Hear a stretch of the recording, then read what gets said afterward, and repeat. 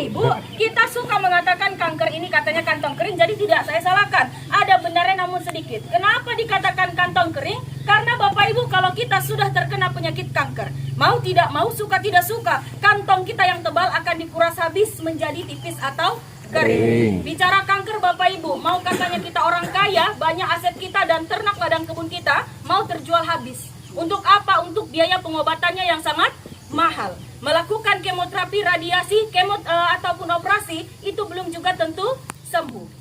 Ya, makanya kita masyarakat ini suka mengatakan kanker katanya kantong kering karena memang menguras kantong. Tetapi secara medis, pengertian penyakit kanker adalah perubahan sel darah normal menjadi tidak normal atau abnormal, dan kanker Bapak Ibu diawali oleh tumbuhnya tumor. Ya, tumor itu Bapak Ibu adalah benjolan, daging tumbuh, kelenjar, lipoma itu sama, termasuk jenis tumor. Ya, jadi tumor itu ada dua jenisnya, tumor jinak dan tumor ganas. Tumor jinak seperti apa Bapak Ibu? Tumor jinak tumbuhnya benjolan di tubuh kita, namun dia belum merasakan sakit, belum berdenyut. Itu yang namanya tumor jinak.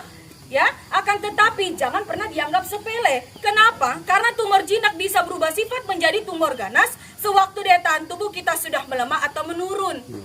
Ya, jadi untuk Bapak Ibu di sini kalau sudah ada benjolannya bertahun-tahun, biarpun sekecil biji jagung, nggak boleh dianggap sepele. Ya, nah Bapak Ibu juga nggak yang namanya nggak usah terlalu terburu-buru ke rumah sakit. Ya, tidak disalahkan rumah sakit karena solusi rumah sakit itu adalah operasi.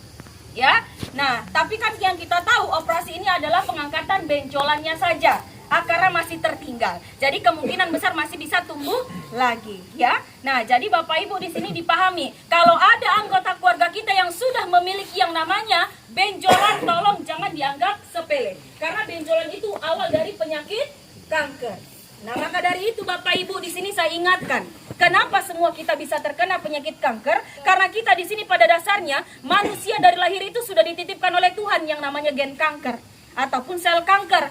Jadi kalau bicara kanker, mohon maafnya kita tidak boleh bersombongkan diri, tidak boleh berbangga hati. Ya Bapak Ibu, kalau kita tidak bisa terkena penyakit kanker, ya. Nah, semua bisa terkena penyakit kanker karena kita sudah ada sel kankernya atau gen kankernya. Yang nama gennya ini gen protoonkogen. Nah, tapi Bapak Ibu, gen kanker ini akan aktif apabila ada pemicunya. Pemicu kanker ini dari mana? Yang pertama yaitu dari faktor keturunan. Jadi bicara keturunan, coba ingat silsilah keluarga Bapak Ibunya. Kalau dulu Bapak Ibu kita punya orang tua meninggal karena penyakit kanker, Bapak Ibu di sini yang sebagai keturunannya adalah orang yang beresiko tinggi terkena penyakit kanker juga. Kenapa? Karena bisa melalui dari sperma yang sama, pola ASI dan pola ASU yang sama. Ya, pemicu kanker yang kedua seperti apa? Makanan sama minuman yang mengandung zat karsinogen. Dari makanan sama minuman saja kita bisa terkena yang namanya penyakit kanker. Zat karsinogen apa Bapak Ibu? Zat karsinogen pupuknya kanker. Paling dekat sama kita sifatnya menyuburkan. Apa namanya? Ada pada di 4P. P-nya itu penyedap rasa, pengawet, pemanis, pewarna. Itu perlu Ibu pahami. Ya, Ibu kita sebagai ibu rumah tangga. Ya, penyedap rasa Bu, 70% ibu rumah tangga memasak di dapur pasti pakai penyedap rasa.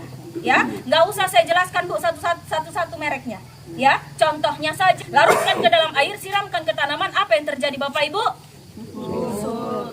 Ya, kalau sudah tahu subur, ya bayangkan saja, selama ini Bapak Ibu campurkan ke makanan, tanpa Bapak Ibu sadari, Bapak Ibulah telah meracuni satu keluarganya atau dirinya sendiri, dan telah memupuk gen kanker yang sudah kita bawa sejak lahir tadi. Ya, jadi sepele Bapak Ibu. Yang namanya penyedap rasa memang enak di makanan tapi juga menyuburkan di sel kanker kita. Maka dari itu adanya penyuluhan seperti ini, kalau boleh kami sarankan dari sini ke atas ya, tolong dihindari yang namanya penggunaan penyedap rasa. Kalau memang tidak bisa ditinggalkan Bapak Ibu, dikurangi sedikit demi sedikit, ala bisa karena biasa, karena pepatah mengatakan lebih baik kita mencegah daripada mengobati. Ya, dan yang terakhir yaitu faktor kimia. Kimianya seperti apa? Yaitu seperti polusi udara. Jadi ada asap-asapan, asap rokok, pabrik, kendaraan. Ya, nah jadi Bapak Ibu di sini yang paling dekat sama kita. Saya ambil satu contoh seperti asap rokok. Nah yang kita tahu sendiri Bapak Ibu, bapaknya ini adalah perokok aktif, kita Bu perokok pasif. Nah sepelenya Bapak Ibu ya, kita ini baik perokok aktif ataupun perokok pasif sama sama-sama beresiko tinggi terkena penyakit kanker. Kenapa? Karena bapak yang menghirup asapnya, bapak yang mengeluarkan asapnya, kita yang menghirup asapnya. Ya, jadi bapak ibunya di sini, kalau untuk bapak boleh merokok Pak, tapi jangan di ruangan yang tertutup. Ya, kasihani istri dan anaknya. Untuk ibu, kalau bapak di rumah nanti merokok, silakan disuruh keluar sebentar. Ya, yang penting jangan ibu usir. Kalau ibu usir nanti bapak merajung nggak pulang-pulang, kita yang repot Bu. Ya, itu saja. Nah, disitulah bapak ibu yang perlu dipahami pemicu dari penyakit kanker. Sampai di sini bapak ibu sudah paham? Iya.